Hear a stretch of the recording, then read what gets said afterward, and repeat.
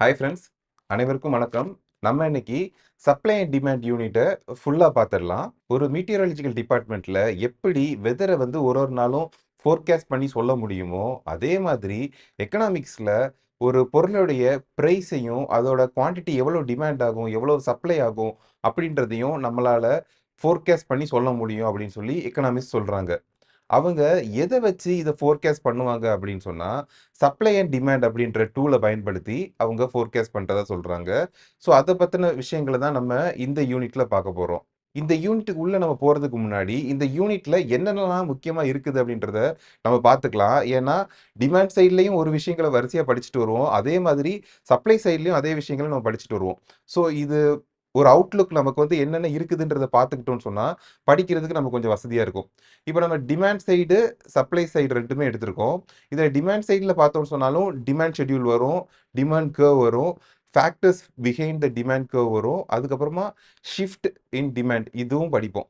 அதே மாதிரி சப்ளை சைடுல நம்ம எடுத்துக்கிட்டோம்னு சொன்னாலும், supply schedule, supply curve, factors behind the supply curve, shift in supply இது எல்லாமே படிப்போம்.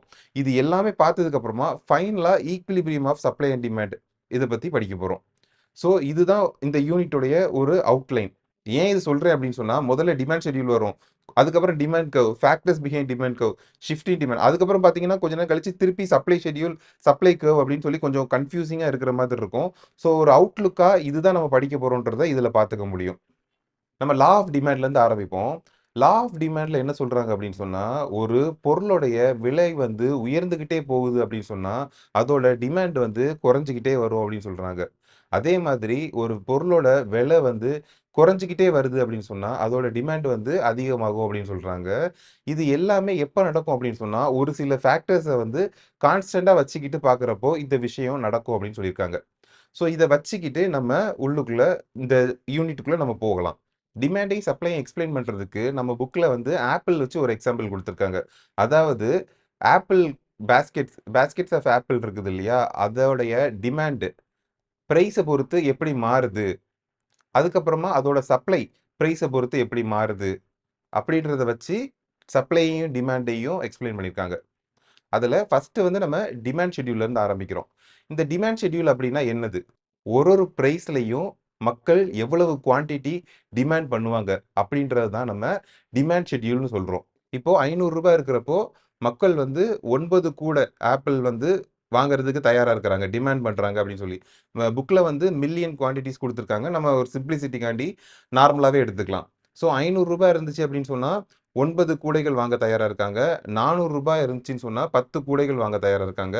ரூ. 300ன்னு சொன்னா 12 கூடைகள் வாங்க தயாரா இருக்காங்க. ஸோ இப்படி ஒரு லிஸ்ட் குடுத்துருக்காங்க. ஸோ இந்த லிஸ்ட்ட நம்ம பார்த்தோம்னு சொன்னா, நம்ம லா ஆஃப் டிமாண்ட் வந்து அழகா புரியும். என்ன என்ன எப்படி புரியும் அப்படின்னா, இப்போ ரூ. 500 இருக்கிறப்போ, மக்கள் 9 கூடைகள் தான் வாங்குறதுக்கு தயாரா இருக்காங்க. டிமாண்ட் பண்றாங்க.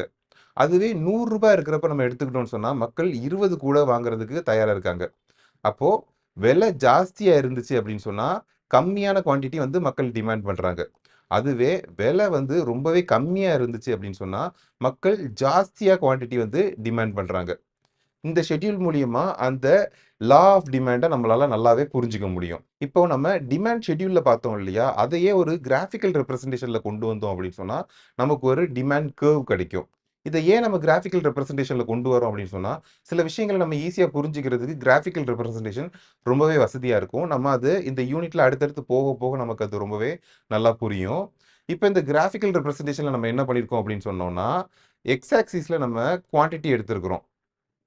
ஒய் ஆக்சிஸ்ல நம்ம பிரைஸ் எடுத்திருக்கிறோம். அப்படி எடுத்துக்கிட்டு நம்ம டிமாண்ட் ஷெட்யூல்ல குடுத்திருக்கிற டேட்டாவ நம்ம பிளாட் பண்ணோம் அப்படின்னு சொன்னா, நம்ம லெஃப்ட்ல இருந்து போறப்போ, கிராஃப்ல நம்ம லெஃப்ட்ல இருந்து ரீட் பண்ணி போறோம் அப்படின்னு சொன்னா, இங்க வந்து ஒரு டவுன்வர்ட் ஸ்லோப்பிங் கர்வ் நமக்கு கிடைக்குது.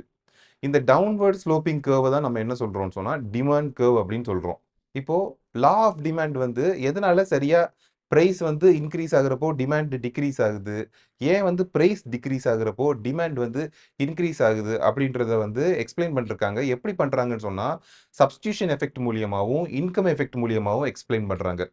இதுல சப்ஸ்டிடியூஷன் எஃபெக்ட்ல என்ன சொல்றாங்கன்னு சொன்னா, இப்போ நம்ம வந்து கேக் வாங்கி சாப்பிட்டுட்டு இருக்கிறோம் அப்படின்னு வச்சுக்கலாம்.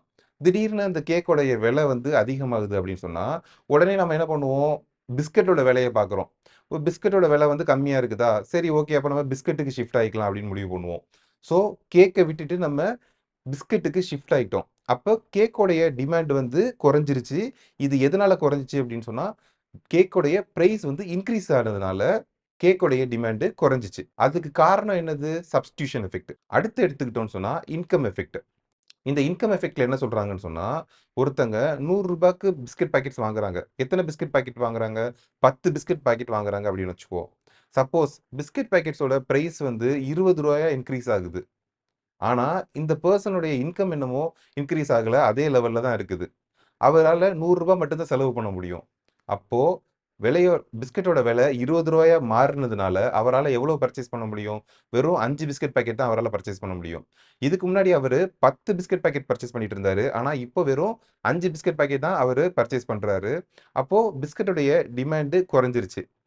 ஸோ, ஒரு பொருளுடைய விலை கூடுறப்போ அதோடைய டிமாண்ட் குறையிறதுக்கு இன்கம் எஃபெக்ட்டும் ஒரு காரணமா இருக்குது. ஸோ சப்ஸ்டிடியூஷன் எஃபெக்ட்டும், இன்கம் எஃபெக்ட்டும் வச்சு லா ஆஃப் டிமாண்ட எக்ஸ்ப்ளைன் பண்றாங்க. அடுத்து மார்க்கெட் டிமாண்ட்ன்னு ஒரு கான்செப்ட் சொல்றாங்க. இப்போ டிமாண்ட்ன்னு எடுத்துக்கிட்டோம்னு சொன்னா, ஒரு தனி நபரும் ஒரு டிமாண்ட் வச்சிருப்பாங்க. நான் ஒரு டிமாண்ட் வச்சிருப்பேன். நீங்க ஒரு டிமாண்ட் வச்சிருப்பீங்க. அதே மாரி ஒரு மக்களும் ஒரு பொருளுக்கும் வேற வேற டிமாண்ட் வச்சிருப்பாங்க. இல்லையா? அந்த டிமாண்ட் எல்லாத்தையுமே மொத்தமா எடுத்துக்கிறது தான் மார்க்கெட் டிமாண்ட் அப்படின்னு சொல்றாங்க. அடுத்து law of diminishing marginal utility. முதல்ல நம்ம மார்ஜினல் யூட்டிலிட்டினா என்னன்னு பார்ப்போம். இப்ப நம்ம ஒரு கூல் ட்ரிங்க் வாங்கி குடிக்கிறோம். அந்த கூல் ட்ரிங்க் பத்தலன்னு சொல்லி இன்னொரு கூல் ட்ரிங்க் வாங்கி குடிக்கிறோம். அந்த அடிஷனலா வாங்கி குடிச்ச கூல் ட்ரிங்க் நமக்கு என்ன ஒரு சாட்டிஸ்ஃபேக்ஷன் குடுத்துச்சோ, அத தான் நம்ம மார்ஜினல் யூட்டிலிட்டி அப்படின்னு சொல்றோம். அப்போ law of diminishing marginal utility அப்படின்னா என்ன? அப்படின்னா, இப்ப நம்ம ஒரு பாட்டில் கூல் ட்ரிங்க் வாங்கி குடிக்கிறோம். பத்தலன்னு சொல்லி இன்னொரு பாட்டில் வாங்கி குடிக்கிறோம். அதுவும் பத்தலன்னு சொன்னா வேணா 3வது பாட்டிலுக்கு போலாம். 3வது பாட்டில் போனதுக்கப்புறம் கண்டிப்பா மேக்ஸிமம் யாரும் அடுத்த பாட்டில் வாங்குறதுக்கு முயற்சி பண்ண மாட்டாங்க. ஏன் அப்படின்னு சொன்னா, ஒரு பாட்டிலும் நம்ம வாங்கி குடிக்க அதோடைய சாட்டிஸ்ஃபேக்ஷன் ஒரு பாட்டிலும் குடுக்குற சாட்டிஸ்ஃபேக்ஷன் நமக்கு குறைஞ்சுக்கிட்டே போகும். அதுக்கப்புறமா அது குடுத்த சாட்டிஸ்ஃபேக்ஷன தாண்டி நமக்கு ஒரு தொந்தரவையும், நமக்கு ஒரு கஷ்டத்தையும் தான் அது குடுக்குமே தவிர, ஒரு சாட்டிஸ்ஃபேக்ஷன் அதால குடுக்க முடியாது. அத தான் லா ஆஃப் டிமினிஷிங் மார்ஜினல் யூட்டிலிட்டின்னு சொல்றாங்க. இந்த கான்செப்ட்ட ஏன் சொல்றாங்க அப்படின்னு சொன்னா, ஒரு பொருள மக்கள் டிமாண்ட் பண்றப்போ, ஒருத்தவங்களும் அத எவ்வளோ கன்சியூம் பண்ண முடியும்? எவ்வளோ வாங்கி யூஸ் பண்ண முடியும்? அப்படின்றது ஒரு விஷயம் இருக்குது இல்லையா? அதுக்கு law of diminishing marginal utility use ஆகுது. அது தாண்டியும் வேறையும் நெறைய இடங்கள் லா ஆஃப் மார்ஜினல் டிமினிஷிங் யூட்டிலிட்டிய வந்து யூஸ் பண்றாங்க. அடுத்தது forces behind the demand curve. நம்ம லா ஆஃப் டிமாண்ட் பார்க்குறப்பமே பார்த்தோம். ஒரு பொருளுடைய பிரைஸ் வந்து இன்கிரீஸ் ஆகுறப்போ, அதோட டிமாண்ட் வந்து டிக்ரீஸ் ஆகும். ஒரு பொருளுடைய பிரைஸ் வந்து டிக்ரீஸ் ஆகுறப்போ, அந்த பொருளுடைய டிமாண்ட் வந்து இன்கிரீஸ் ஆகும். இது எல்லாமே எப்ப நடக்கும் அப்படின்னு சொன்னா, மற்ற சில ஃபேக்டர்ஸ வந்து நம்ம கான்ஸ்டன்ட்டா வச்சிருக்கிறப்போ நடக்கும் அப்படின்னு சொல்லி பார்த்திருக்கோம். ஸோ இந்த என்னென்ன ஃபேக்டர்ஸ நம்ம கான்ஸ்டன்ட்டா வச்சிருக்கிறோம் அப்படின்றது தான் நம்ம இந்த இதுல பார்க்க போறோம். ஆவரேஜ் இன்கம் பொறுத்தவரைக்கும் மக்களுடைய இன்கம் வந்து இன்கிரீஸ் ஆகுது அப்படின்றப்போ, இங்க இருக்கிற பொருள்களுடைய விலையில வந்து எந்த ஏற்றமோ, இறக்கமோ இல்ல அப்படின்னு சொன்னா கூட, கான்ஸ்டன்ட்டா தான் இருக்குது. பிரைஸ்ல எந்த சேஞ்சுமே இல்ல அப்படின்னு சொன்னா கூட, மக்கள் வந்து பொருட்கள ஜாஸ்தியா வாங்க ஆரம்பிச்சுருவாங்க. பொதுவா இன்கம் வந்து இன்கிரீஸ் ஆகுது அப்படின்னு சொன்னா, கண்டிப்பா லக்ஸரி கூட்ஸ் வந்து ஜாஸ்தியா வாங்க ஆரம்பிப்பாங்க மக்கள். அடுத்து சைஸ் ஆஃப் த மார்க்கெட். இப்போ ஒரு இடத்துல இருக்கிற பாப்புலேஷன வச்சு தான், அங்க இருக்கிற டிமாண்ட் வந்து எப்படி இருக்குதுன்னு முடிவு பண்ண முடியும். இப்போ ஒருவேள ஒரு வில்லேஜ்ல இருந்து சிட்டில வந்து நல்ல ஜாப் ஆப்பர்ச்சுனிட்டீஸ் இருக்குது அப்படின்னு சொல்லி, மக்கள் வந்து வில்லேஜ்ல இருந்து சிட்டிய நோக்கி போறாங்க அப்படின்னு சொன்னா, அங்க அவங்களுக்கு வீடு தேவைப்படும். கிராசரி ஐட்டம்ஸ் தேவைப்படும். இந்த மாதிரி மக்களுக்கு நெறைய விஷயங்கள் தேவைப்படும். அப்ப என்ன ஆகும்? அந்த சிட்டில பொருட்களுக்கான டிமாண்ட் வந்து ஜாஸ்தியாகும். அப்படி டிமாண்ட் ஜாஸ்தி ஆகுறப்போ, ஆட்டோமேட்டிக்கா பிரைஸும் இன்கிரீஸ் ஆகும். ஸோ, சைஸ் ஆஃப் த பாப்புலேஷன பொறுத்து டிமாண்ட் வந்து இன்கிரீஸ் ஆகவோ, டிக்ரீஸ் ஆகுறதுக்கோ வாய்ப்பு இருக்குது. அதுக்கடுத்து price and availability of related goods. Price and availability of related கூட்ஸ பொறுத்தவரைக்கும் நம்ம சப்ஸ்டிடியூஷன் எஃபெக்ட் மாரி தான். ஒரு பொருள் இருக்குது. அந்த பொருள் என்ன சாட்டிஸ்ஃபேக்ஷன் தருமோ, அந்த பொருள் என்ன வேலை செய்யுமோ, அத அப்படியே இன்னொரு பொருள் நமக்கு சப்ஸ்டிடியூஷன் பொருள் வந்து ஒண்ணு செஞ்சு குடுக்குது அப்படின்றப்போ, மக்கள் கண்டிப்பா அந்த சப்ஸ்டிடியூஷன் ப்ராடக்ட்ட நோக்கி தான் போக ஆரம்பிப்பாங்க. எப்போ இந்த சப்ஸ்டிடியூஷன் ப்ராடக்ட்டுடைய விலை வந்து ரொம்பவே கம்மியா இருக்குதோ, அப்போ ஆட்டோமேட்டிக்கா அந்த ஒரிஜினல் ப்ராடக்ட்டுடைய விலை டிமாண்ட் வந்து ரொம்பவே குறைய ஆரம்பிச்சுரும். உதாரணத்துக்கு காஃபி, டீ இருக்குது அப்படின்னு சொன்னா, திடீர்னு காஃபியுடைய பிரைஸ் வந்து ரொம்பவே டிராஸ்டிக்கா குறைஞ்சிருது, சீப்பா கிடைக்கும் அப்படின்னு சொன்னா, ஒருவேள மக்கள் டீல இருந்து மாறி காஃபிக்கு போறதுக்கு வாய்ப்பு இருக்குது. அதுக்கடுத்து டேஸ்ட் ஆர் பிரெஃபரன்ஸஸ். இந்த டேஸ்ட்டும், பிரெஃபரன்ஸும் மாறுச்சு அப்படின்னு சொன்னா, டிமாண்டும் மாறுறதுக்கு வாய்ப்பு இருக்குது. இப்போ சில கல்ச்சர்ல, சில கல்ச்சுரல் பேக்ரவுண்ட்ல பார்த்தோம்னு சொன்னா, அங்க வந்து வெஜிடேரியன் மட்டும் தான் சாப்பிடுவாங்க. சில கல்ச்சர்ஸ்ல நான் வெஜிடேரியன் மட்டும் தான் சாப்பிடுவாங்க. இப்படி இருக்கிறப்போ, ஒரு கல்ச்சர்ல நான் வெஜிடேரியன்லேருந்து வெஜிடேரியனுக்கு மாறுறாங்க அப்படின்னு சொன்னா, அங்க வெஜிடேரியன் ஃபுட்டுக்கான டிமாண்ட் வந்து இன்கிரீஸ் ஆகுறதுக்கு வாய்ப்பு இருக்கு. அப்படி இல்லாம வெஜிடேரியன் கல்ச்சர்லேருந்து நான் வெஜிடேரியன் கல்ச்சருக்கு மாறுறாங்க அப்படின்னு சொன்னா, அங்க நான் வெஜிடேரியன் ஃபுட்ஸுக்கான டிமாண்ட் வந்து இன்கிரீஸ் ஆகுறதுக்கு வாய்ப்பு இருக்கு. அப்போ ஒரு ஒரு மக்களும் அவங்களுடைய டேஸ்ட்லேருந்து வேற ஒரு டேஸ்ட்டுக்கு மாறுறப்போ, வேற ஒரு ப்ரிஃபரன்ஸுக்கு மாறுறப்போ, அவங்களுடைய பொருட்கள் வேற ஒரு பொருளுடைய டிமாண்ட் வந்து இன்கிரீஸ் ஆகுறதுக்கு வாய்ப்பு இருக்குது. ஸ்பெஷல் இன்ஃப்ளூயன்சஸ பொறுத்தவரைக்கும் நமக்கு மழைக்காலம் வருது அப்படின்னு சொன்னயா, குடையோடைய வியாபாரம் வந்து ஜாஸ்தியாகும். அதே மாதிரி வெயில் காலம் வருது அப்படின்னு சொன்னா, இளநீர், ஜூஸு இந்த மாதிரி பொருட்களுடைய வியாபாரம் வந்து ஜாஸ்தியாகும். ஸோ அததான் ஸ்பெஷல் இன்ஃப்ளூயன்சஸ்ல மென்ஷன் பண்ணியிருக்காங்க. ஃபியூச்சர் எக்கனாமிக் கண்டிஷன்ஸ பொறுத்தவரைக்கும், இப்போ ஒரு பொருளுடைய டிமாண்ட் வந்து இன்கிரீஸ் ஆகப்போது, ஒரு பொருளுடைய பிரைஸ் வந்து ஃபியூச்சர்ல இன்கிரீஸ் ஆகப்போகுது அப்படின்னு சொன்னா, மக்கள் வந்து அத இப்பவே வாங்குறதுக்கு ரெடி ஆயிருவாங்க. உதாரணத்துக்கு நம்ம கோல்டு எடுத்துக்கலாம். எப்பவுமே பார்த்தோம்னு சொன்னா, கோல்டுக்கு ஒரு டிமாண்ட் இருந்துகிட்டே இருக்கும். அடுத்து மார்க்கெட்டிங். மார்க்கெட்டிங் மூலியமாவும் ஒரு பொருளுடைய டிமாண்ட வந்து இன்கிரீஸ் பண்றதுக்கு வாய்ப்பு இருக்குது. அடுத்து கிரெடிட் அவைலபிலிட்டி. கிரெடிட் அவைலபிலிட்டிய பொறுத்தவரைக்கும், முன்னாடி காலத்துல எடுத்துக்கிட்டோம்னு சொன்னா, நம்ம ஒரு பொருள லோன்ல வாங்கணும் அப்படின்னு சொன்னா, நம்ம பேங்க்குக்கும் அங்கேயும் இங்கேயும் அலையிறதுக்கே 1 வாரம், 2 வாரம் ஆயிடும். ஆனா, இப்ப அப்படி எதுவுமே கிடையாது. நம்ம கையில ஒரு ஆதார் கார்டோட ஒரு கடைக்குள்ள போனோம் அப்படின்னு சொன்னாலே போதும். அந்த பொருள நம்ம கையில குடுத்து அனுப்பிச்சு விட்டுர்றாங்க. இதுக்கு காரணம் நோ காஸ்ட் இஎம்ஐ அப்படின்ற கான்செப்ட் வந்ததுனால. ஸோ கிரெடிட் அவைலபிலிட்டி இருக்குது அப்படின்றதுனால, ஒவ்வொருத்தவங்களுடைய பர்ச்சேசிங் பவரும் இன்கிரீஸ் ஆயிருக்குது. அப்படி ஒவ்வொருத்தவங்களுடைய பர்ச்சேஸ் பவர் இன்கிரீஸ் ஆயிருக்கிறதுனால, பொருட்களுடைய டிமாண்டும் வந்து இன்கிரீஸ் ஆகுது. ஸோ இந்த ஃபேக்டர்ஸ் எல்லாமே ஒரு டிமாண்ட வந்து அஃபெக்ட் பண்ணும். பிரைஸ தவிர. பிரைஸ தவிர இந்தந்த ஃபேக்டர்ஸ் எல்லாமே டிமாண்ட வந்து அஃபெக்ட் பண்ணும். பிரைஸ் கூட சேர்ந்தும் இந்த ஃபேக்டர்ஸ் வந்து டிமாண்ட அஃபெக்ட் பண்ணும். அடுத்து ஷிஃப்ட் இன் டிமாண்ட். இப்ப ஆல்ரெடி நம்ம வந்து டிமாண்ட் கர்வ் பார்த்திருக்கோம். இப்ப இந்த டிமாண்ட் கர்வ் வந்து ஒரே இடத்துல தான் பெர்மனன்ட்டா இருக்குமா அப்படின்னு சொன்னா, கண்டிப்பா இருக்காது. ரியல் டைம்ல டிமாண்ட் கர்வ் வந்து மாறிக்கிட்டே இருக்கும். அப்படி அப்படி ஏற்படுற ஒரு மாற்றத்த தான் நம்ம இதுல பார்க்க போறோம். இப்ப எடுத்துக்குவோம், மக்களுடைய இன்கம் வந்து ஜாஸ்தி ஆயிருச்சு. ஸோ, மக்கள் வந்து ஆப்பிள் பர்ச்சேஸ் பண்றது வந்து இன்னும் ஜாஸ்தியா பர்ச்சேஸ் பண்ணுவாங்க. குடுத்திருக்க அதே பிரைஸ்ல. நம்ம ஏற்கனவே பார்த்திருந்தோம் இல்லையா பிரைஸஸ். அந்த அதே பிரைஸஸ்ல வந்து ஒரு ஒரு பிரைஸ்லயும் மக்கள் டிமாண்ட் பண்ற குவான்டிட்டி வந்து ஜாஸ்தியாயிரும். அதுதான் நான் இப்ப இதுல மென்ஷன் பண்ணியிருக்கேன். ஸோ ரூ. 500க்கு அவங்க வந்து இங்க வந்து பார்த்தீங்கன்னா 12 குவான்டிட்டி டிமாண்ட் பண்றாங்க. 12 பாஸ்கெட்ஸ் டிமாண்ட் பண்றாங்க. 400க்கு 13. ஸோ அப்படி அ ஒரு ஒரு பிரைஸ்லயுமே மக்களுடைய டிமாண்ட் பண்ற குவான்டிட்டி வந்து இன்கிரீஸ் ஆயிடுச்சு. ஒரு ஒரு பிரைஸ்லயும் டிமாண்ட் வந்து இன்கிரீஸ் ஆகுறப்போ, டிமாண்ட் கர்வ் வந்து ரைட் சைடு ஷிஃப்ட் ஆயிடுச்சு. சப்போஸ் இதுவே ஒரு ஒரு பிரைஸ்லயும் டிமாண்ட் வந்து ரெட்யூஸ் ஆயிருக்குது அப்படின்னு சொன்னா, இந்த டிமாண்ட் கர்வ் வந்து லெஃப்ட் சைடுல ஷிஃப்ட் ஆயிருந்திருக்கும். எப்போ டிமாண்ட் வந்து குறையுது அப்படின்றப்போ, கண்டிப்பா அது லெஃப்ட் சைடுல ஷிஃப்ட் ஆயிருந்திருக்கும். இது நம்ம தெரிஞ்சு வச்சுக்குவோம். நம்ம இனி அடுத்து போக போக இது தேவைப்படும். இந்த ஷிஃப்ட் இன் டிமாண்ட் கான்செப்ட் வந்து நமக்கு தேவைப்படும். அடுத்து எக்செப்ஷன்ஸ் டூ லா ஆஃப் டிமாண்ட். இப்ப நம்ம லா ஆஃப் டிமாண்ட்னா என்னன்னு பார்த்திருக்கோம். பிரைஸ் இன்கிரீஸ் ஆச்சு அப்படின்னு சொன்னா, டிமாண்ட் வந்து குறையும்னு பார்த்திருக்கோம். ஆனா, ஒரு சில இடங்கள்ல வந்து பிரைஸ் இன்கிரீஸ் ஆச்சுன்னு சொன்னாலும், அதோடைய டிமாண்ட் வந்து டிக்ரீஸ் ஆகாம இருக்கிறதுக்கு வாய்ப்பு இருக்குது.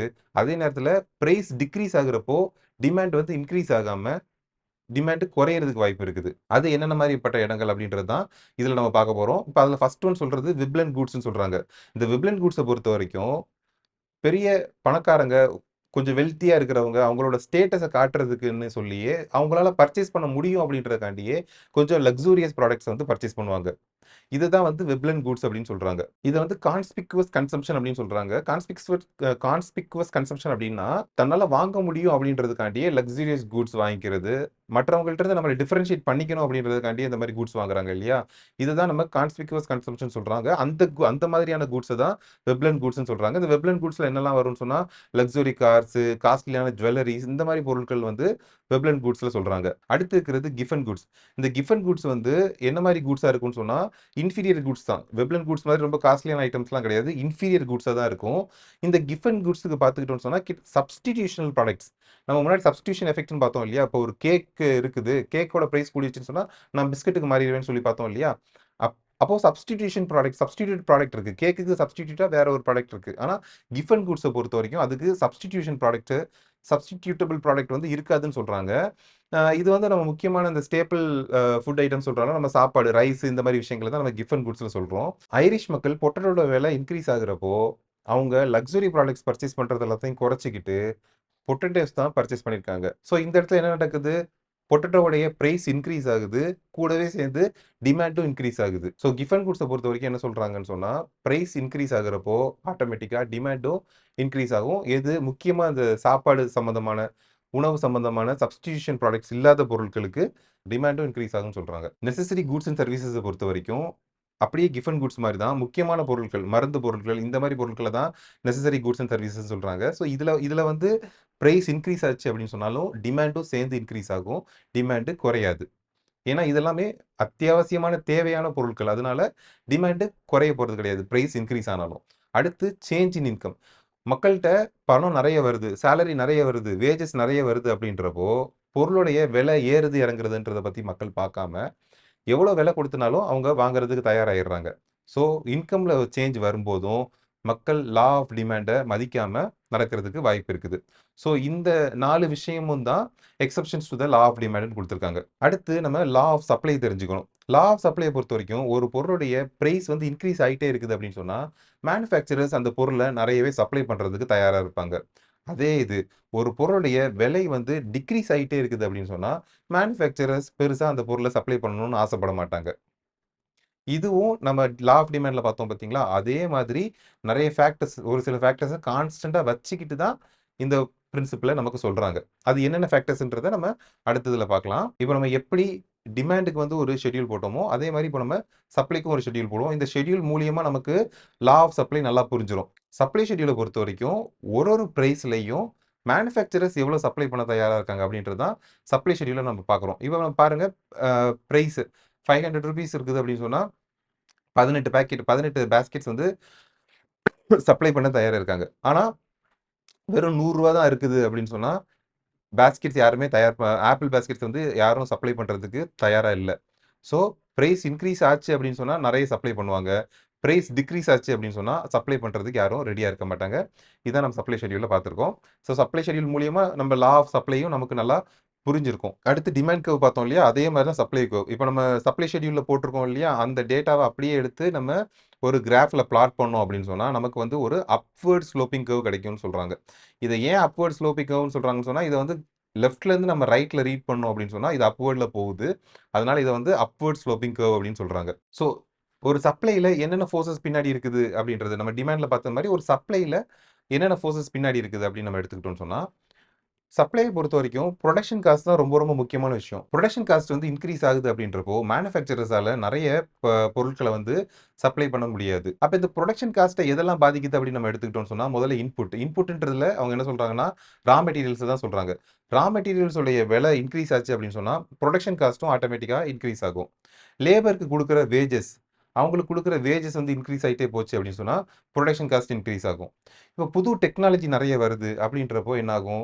நம்மளால கம்மியான ரா மெட்டீரியல்ஸ்லயே நல்ல தரமான பொருட்கள நம்ம பண்ண முடியும். அதே மாரி கம்மியான நேரத்திலேயே நல்ல தரமான பொருட்கள நம்மளால புரொடியூஸ் பண்ண முடியும். அப்போ புது டெக்னாலஜிஸ் வந்துச்சு அப்படின்னு சொன்னா, புரொடக்ஷன் காஸ்ட் வந்து குறையறதுக்கு வாய்ப்பு இருக்கு. அடுத்து கவர்ன்மென்ட் பாலிசி. கவர்ன்மென்ட் பாலிசிய பொறுத்தவரைக்கும், இப்ப கவர்ன்மென்ட் வந்து ரா மெட்டீரியல்ஸ்க்கு எல்லாமே ஜாஸ்தியா டாக்ஸ் போடுறாங்க. அந்த மாரி நடந்துச்சு அப்படின்னு சொன்னா, ரா மெட்டீரியல்ஸ் உடைய விலை வந்து கூடும். அப்போ புரொடக்ஷன் காஸ்ட் வந்து கூடுறதுக்கு வாய்ப்பு இருக்கு.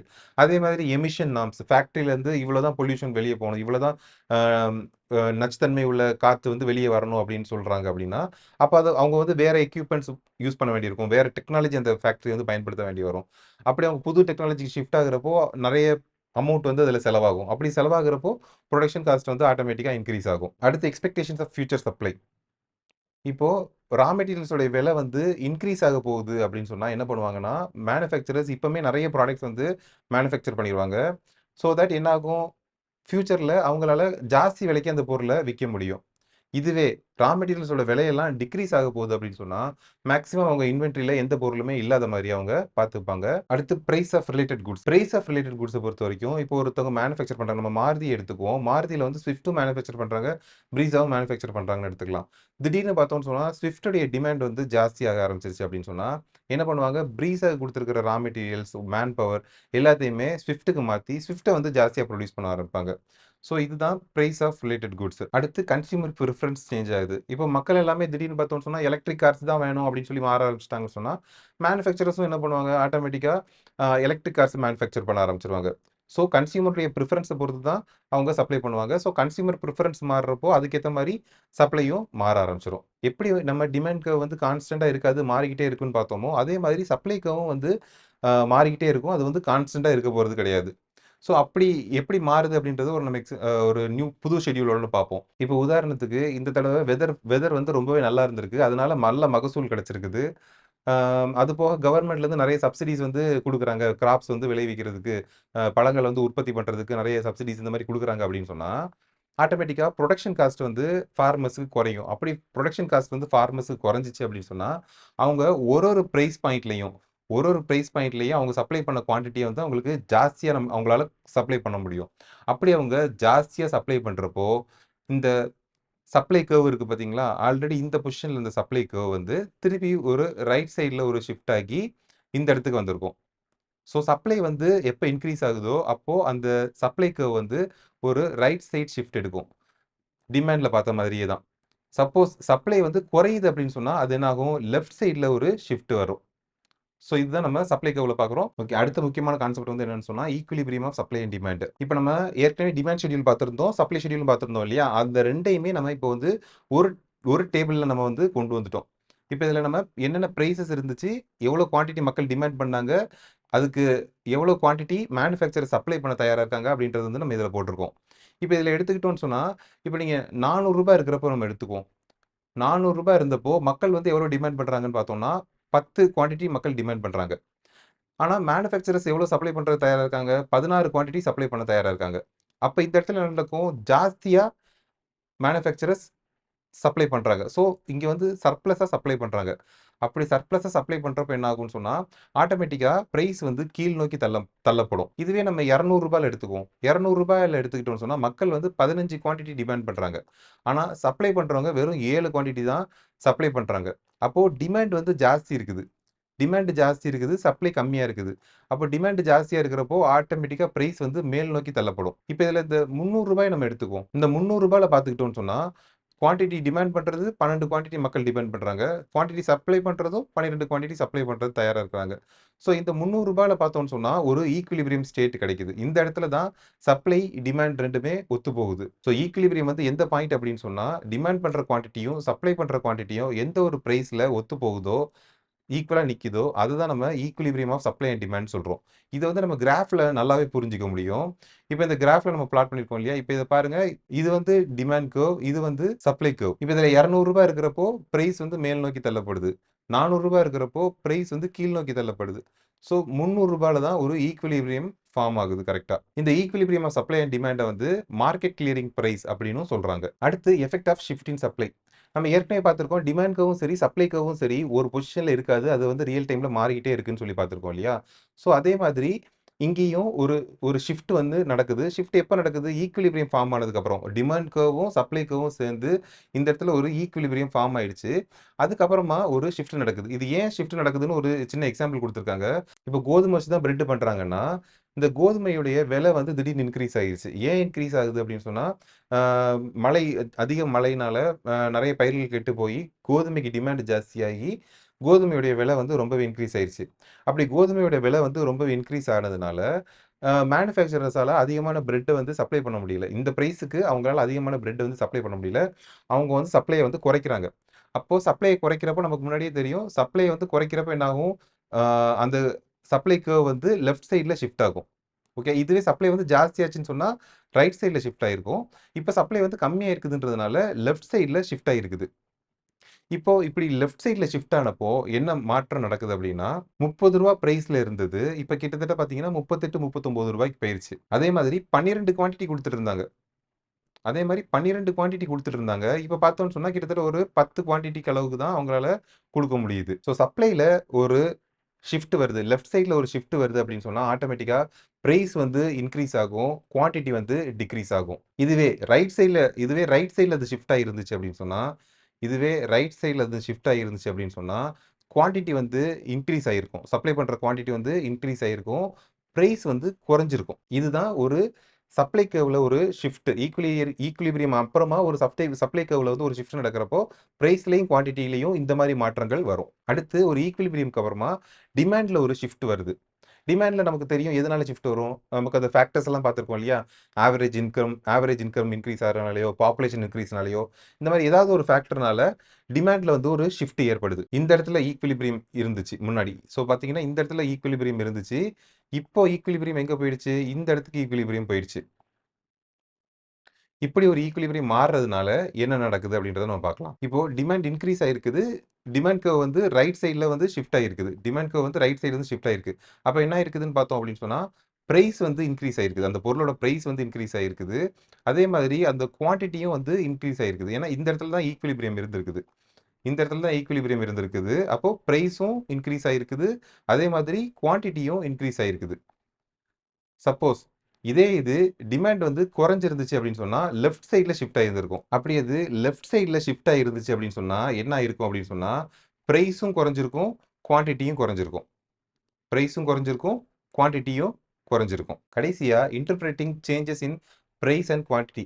இதுல என்ன சொல்றாங்கன்னா, இப்போ ஒரு ஸ்டோருக்கு நம்ம போறோம். பிரெட்டோட பிரைஸ் வந்து கூடி இருக்குது. இந்த பிரெட்டோட பிரைஸ் எதனால கூடியிருக்கும்? ஒண்ணு சப்ளை குறைஞ்சிருக்கும். அப்படி இல்லையா டிமாண்ட் கூடியிருக்கும். இது டிமாண்ட் கூடுனதுனால பிரைஸ் கூடிச்சா? இல்ல சப்ளை குறைஞ்சதுனால பிரைஸ் கூடிச்சா? இத வந்து நம்மளால எப்படி கண்டுபிடிக்க முடியும்? அப்படின்னா, டிமாண்ட் வந்து ரைட் சைடு ஷிஃப்ட் ஆகியிருக்குது.